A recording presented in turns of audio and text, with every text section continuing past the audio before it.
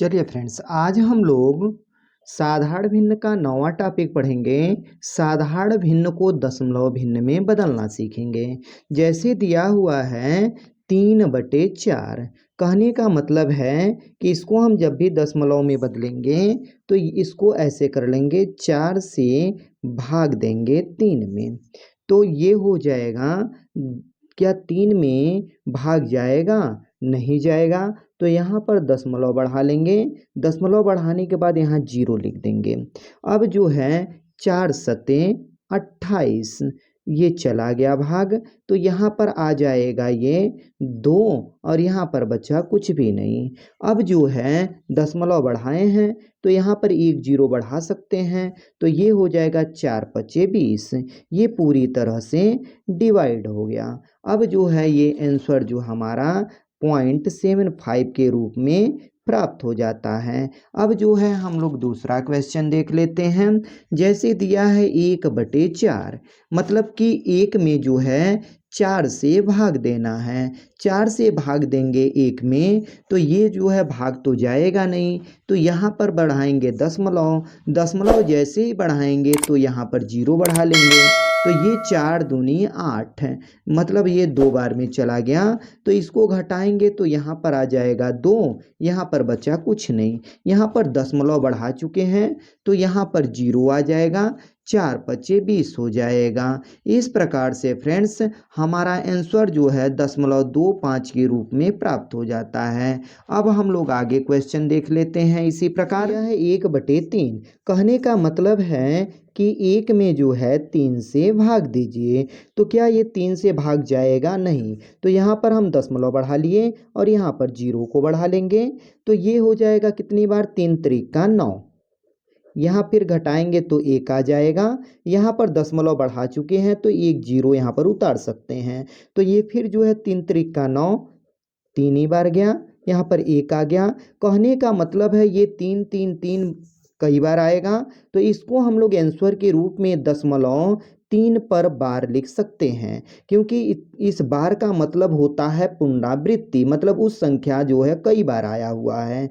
ठीक है ना फ्रेंड्स? तो ये हमारा आंसर जो है प्राप्त हो जाता है। अब जो है 11/12 है, तो हम लोग 12 से जो है 11 में जो है भाग देंगे। तो हम लोग भाग देते हैं तो क्या ये भाग जाएगा? नहीं। जब नहीं जाएगा तो हम लोग यहाँ दशमलव बढ़ाते हैं और यहाँ पर एक 0 बढ़ा लेते हैं। तो ये कितनी बार जाएगा? 12 9 जो होता है 108 होता है। तो इसको आप आपस में घटाएंगे तो ये हो जाएगा 2 और यहाँ पर बचा कुछ भी नहीं, यहाँ बचा कुछ भी नहीं। जब नहीं बचा है तो यहाँ पर जो है दशमलव है, तो दशमलव है तो यहाँ पर क्या हो जाएगा? 0 बढ़ जाएगा। अब जो है भाग देंगे तो ये एक बार में चला जाएगा। तो ये 12 यहाँ पर लिख दिए। फिर इसको घटाएंगे तो ये 10 10 में से 2 गया, 8 आ गया और यहाँ पर बचा कुछ भी नहीं। ये दशमलव बढ़ाए हैं तो यहाँ पर एक 0 बढ़ा सकते हैं। तो ये हो जाएगा। अब जो है भाग देंगे 12 से 80 में तो ये जाएगा 12 छक्का 72 हो जाएगा ये। फिर जो है यहाँ पर आ जाएगा 8। कहने का मतलब है फ्रेंड्स, अब जो है ये संख्या की क्या हो जाएगी? ये 6 6 6 ये पुनरावृत्ति हो जाएगा।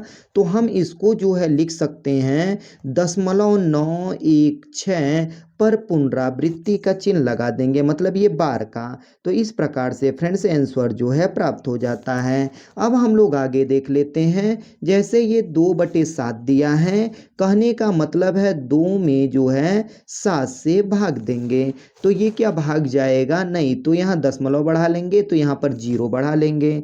तो ये हो जाएगा 7 दूनी 14।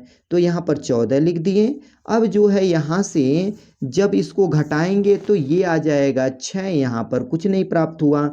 दशमलव है तो यहाँ पर तो 0 आ जाएगा। अब जो है ये जाएगा 7 8 56, तो यहाँ 56 आ गया। फिर इसको घटाएंगे तो यहाँ पर आ जाएगा 4, यहाँ पर बचा कुछ भी नहीं। अब जो है दशमलव है तो दशमलव है तो यहाँ पर एक 0 बढ़ जाएगा।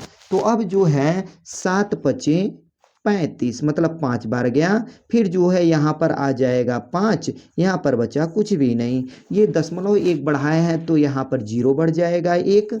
फिर जो है ये जाएगा 7 सते 49।